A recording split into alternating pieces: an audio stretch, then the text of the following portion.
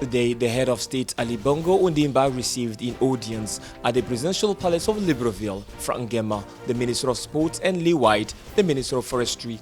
A number of issues were raised during their discussions.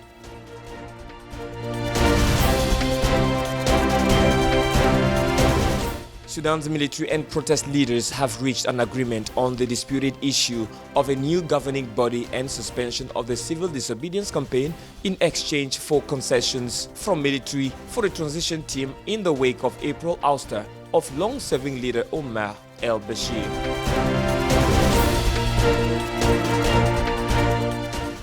Somalia's government announced it is cutting diplomatic ties with Guinea, accusing the West African country of violating its sovereignty. The decision came after the president of the breakaway northern territory of Somaliland received a red carpet welcome in Guinea's capital, Conakry, earlier this week.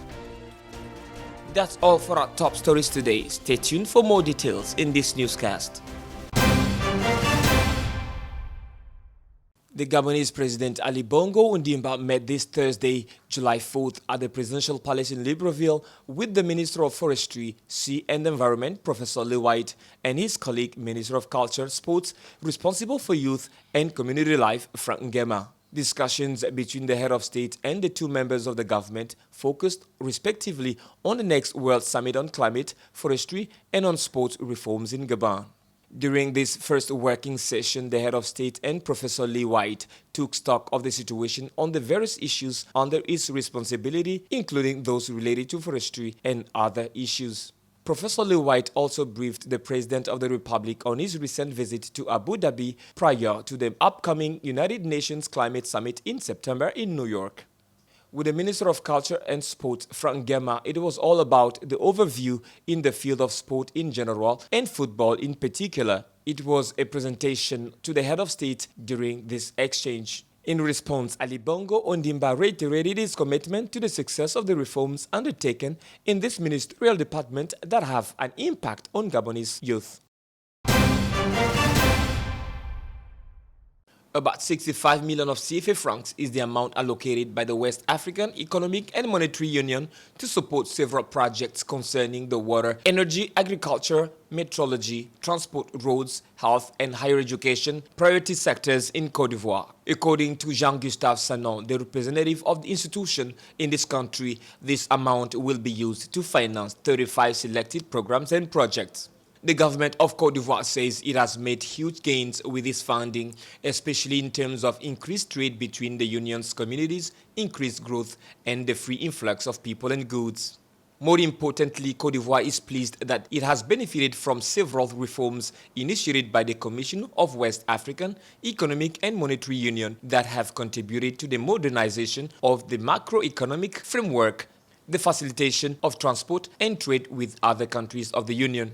The West African Economic and Monetary Union, which celebrated its 25th anniversary on Friday, June 28th, took this opportunity to inform and raise awareness on the integration process as well as programs and projects financed by the Union in the country.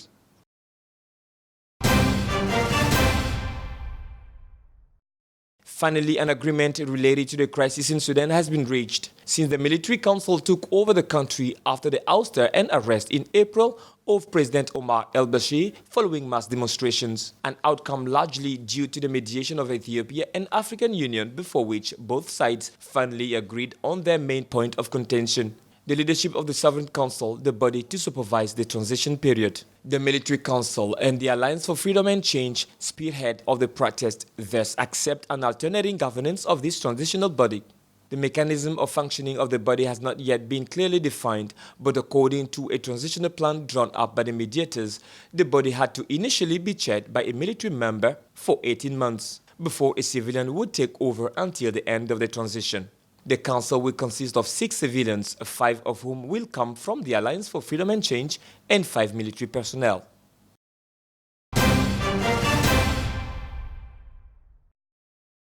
Somalia is breaking all diplomatic relations with Guinea. The country thus announces its intention to protest the recent reception of the self-proclaimed Republic of Somaliland's president. The statement signed by the Somali Minister of Foreign Affairs follows the reception in Conakry some time ago of Muse Bihi, self-proclaimed president of Somaliland. Ahmed Isse Awad accuses Guinea of violating Somali's sovereignty and unity. It is time for us to tell the world that the Somali federal government and the Somalis will not tolerate violation of their sovereignty, unity and independence, he said on Twitter.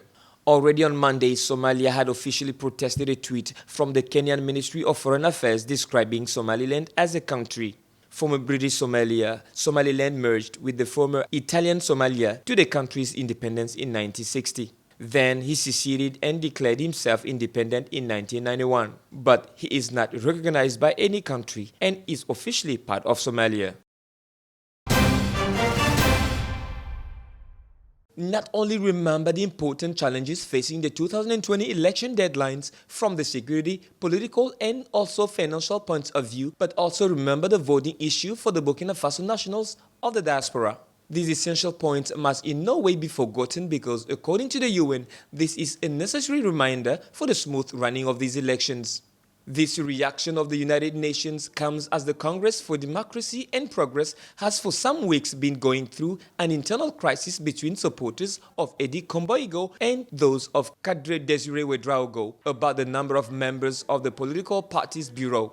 The United Nations wishes through this reminder to accompany and contribute to the smooth running of the electoral process at a time when internal divisions are noticed within the former party in power for some weeks. This crisis initiated by the disappointment that surrounds the President of Congress for Democracy and Progress, Edi Komboigo, who is strongly contested internally.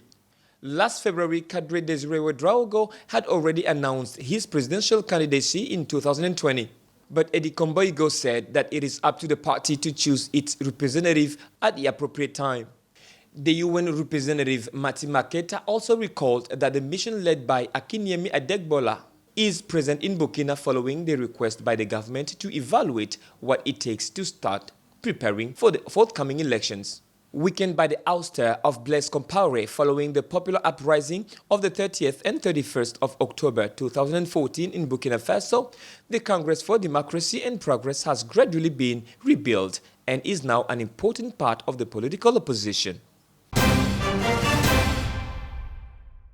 Like a number of African countries which said 3 years ago that they no longer wanted to be the dumpster of worn-out clothes from Western countries, Rwanda wants to fully participate in this dynamic by creating the Made in Rwanda second-hand clothing shop. In the United States, the second-hand market is worth billions of dollars. These clothes are resold to private companies that ship them in containers to sub-Saharan Africa.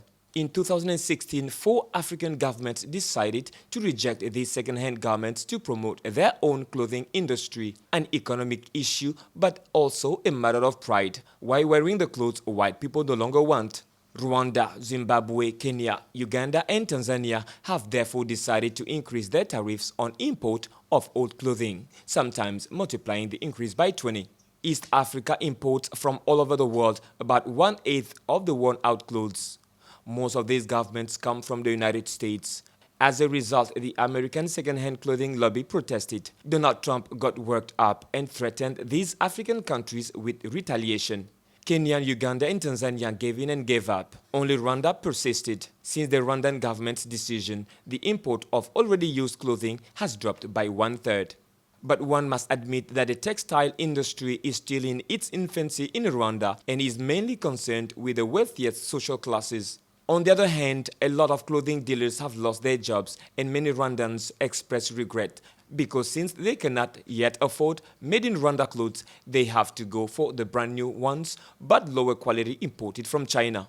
Ultimately, the winners of this war between Rwanda and the United States could be the Chinese producers.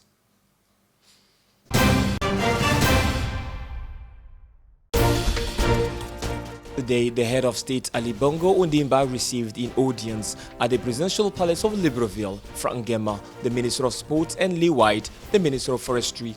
A number of issues were raised during their discussions.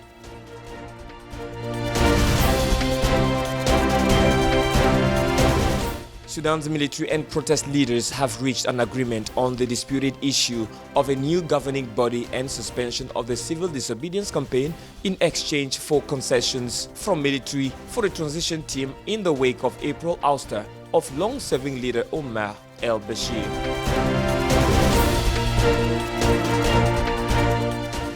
Somalia's government announced it is cutting diplomatic ties with Guinea, accusing the West African country of violating its sovereignty. The decision came after the president of the breakaway Northern Territory of Somaliland received a red carpet welcome in Guinea's capital, Conakry, earlier this week.